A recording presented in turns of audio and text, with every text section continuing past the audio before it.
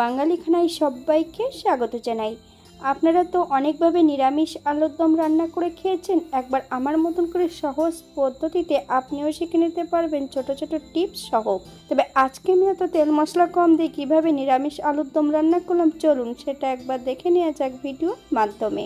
আশা করছি আজকের ভিডিওটি ভালো লাগবে। সকল বন্ধুদের কাছে অনুরোধ করছি সম্পূর্ণ ভিডিওটি দেখার। এখানে আমি আগের থেকে বেশ কিছুটা আলু বড় বড় টুকরো করে কেটে নিয়েছি। আপনারা আপনাদের পছন্দ মতন আলুগুলো কেটে নিতে পারেন। তবে আলুগুলো কাটার পর বেশ পরিষ্কার করে ধুয়ে রেখেছি।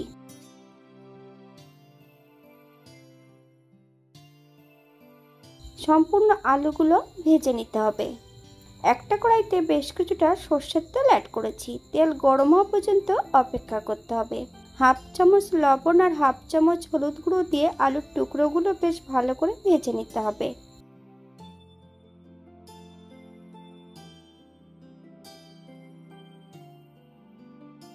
বাঙালি রান্না ঘরোয়া উপকরণ দিয়ে। আপনাদের যদি রান্নাগুলো পছন্দ হয় তাহলে চ্যানেলটি সাবস্ক্রাইব করে দিয়ে পাশে থাকবেন।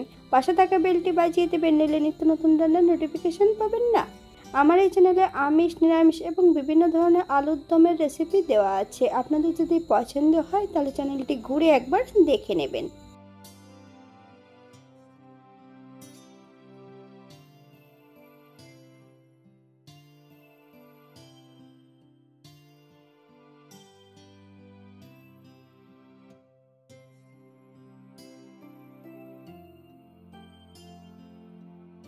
আলুগুলো ভাজা হতে থাক। অপর দিক থেকে একটা মশলা তৈরি করে নেব।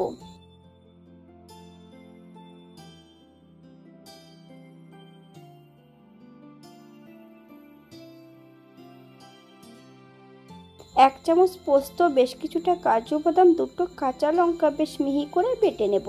আপনারা যদি পছন্দ করেন তাহলে লঙ্কার পরিমাণটা বাড়িয়ে দিতে পারেন।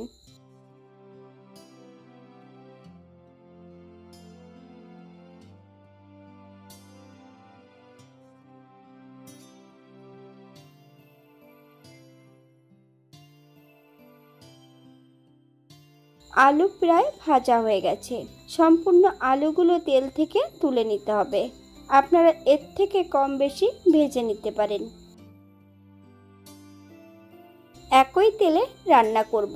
ফোড়নে রেখেছি সাদা জিরে। ফোড়ন থেকে সুগন্ধ বেরোলে মিডিয়াম সাইজের একটা টমেটোর অর্ধেকটা টমেটো এখানে ছোট টুকরো করে অ্যাড করেছি। বেশ কিছুটা লবণ, আপনারা স্বাদ অনুসারে লবণটা অ্যাড করবেন। তবে টমেটো থেকে যতক্ষণ কাঁচা গন্ধ ছাড়বে ততক্ষণ বেশ ভালো করে টমেটোটা ভেজে নিতে হবে। আগের থেকে এখানে বেশ কিছুটা মশলা বেটে রেখেছি। আদা, জিরে, ধনে, শুকনো লঙ্কা বেশ মিহি করে বেটে নিয়েছি।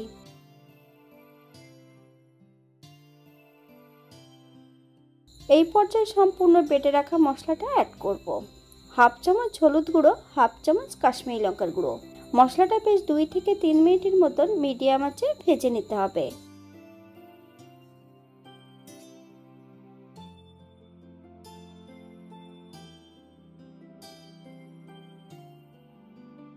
মশলা ধোয়া বাটি থেকে সামান্য একটু জল অ্যাড করব। মশলাটা বেশ ভালো করে কষিয়ে নিতে হবে, অথবা মশলা থেকে যতক্ষণ তেল না ছাড়ছে ততক্ষণ মশলাটা কষিয়ে নিতে হবে। কাজু এবং পোস্ত বাটার মধ্যে আমি 1 চামচ জল ঝরানো টক দই অ্যাড করে দিয়েছি। হাফ চামচ চিনি দিয়ে বেশ ভালো করে মিশিয়ে রেখেছি। সম্পূর্ণ মশলাটা কড়াইতে অ্যাড করতে হবে। কড়াইতে যখন মশলাটা অ্যাড করতে হবে গ্যাসের ফ্লেমটা লোতে রেখে মশলাটা 2 থেকে 3 মিনিটের মতন মিডিয়াম আঁচে কষিয়ে নেব।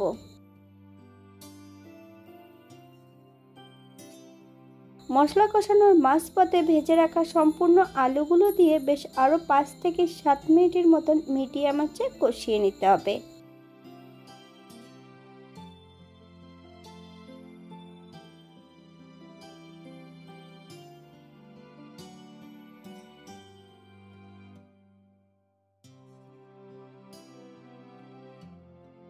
এখানে আমি 2 কাপ জল অ্যাড করব। আপনাদের যতটা গ্রেভির প্রয়োজন আপনারা ততটা জল অ্যাড করতে পারেন। হালকা হাতে নেড়ে চড়ে আলুগুলোকে সেট করে দিতে হবে। মিডিয়াম আঁচে 8 থেকে 10 মিনিটের মতন ঢাকা দিয়ে রেখে দিতে হবে। তবে শুধু ঢাকা দিয়ে রেখে দিলে হবে না, মাঝে মাঝে ঢাকা খুলে একটু নেড়ে চেড়ে দিতে হবে, নইলে কড়াইয়ের নিচটাতে লেগে যেতে পারে।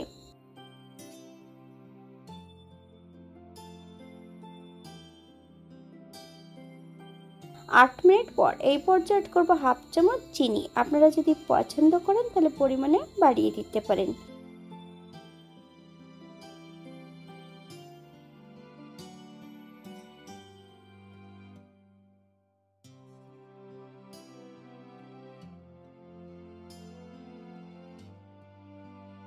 এক চামচ গরম মশলা বাটা। আপনারা যদি পছন্দ করেন তাহলে পরিমাণে বাড়িয়ে দিতে পারেন।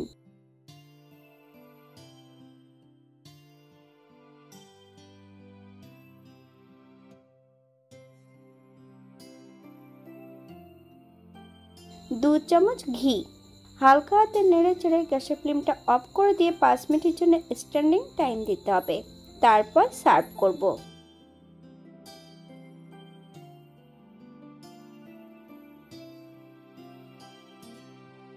এটা দেখতে যেমন ভারী সুন্দর হয়েছিল, এটা গরম ভাতে, রুটি, পরোটা, লুচি সবকিছুর সঙ্গে অসম্ভব ভালো লাগবে।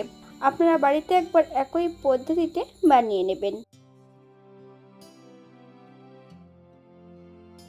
আজকে আমি এখানে আলুর দমটা বানিয়েছিলাম সম্পূর্ণ নিরামিষ। পেঁয়াজ, রসুন অথবা অন্যান্য মশলা যদি পছন্দ করেন তাহলে অ্যাড করতে পারেন। এখানে যে উপকরণগুলো আমি অ্যাড করেছি আপনারা এর থেকে কম বেশি করে নিতে পারেন।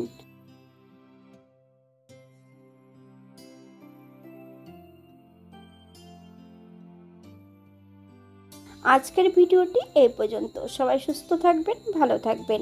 অন্যদিন নতুন রেসিপি নিয়ে আপনাদের সামনে আবার আমি হাজির হব। নতুন ও পুরনো সকল বন্ধুদের অসংখ্য ধন্যবাদ ভিডিওটি দেখার জন্য। হাতে যদি সময় থাকে তাহলে লাইক, কমেন্ট, শেয়ার করবেন।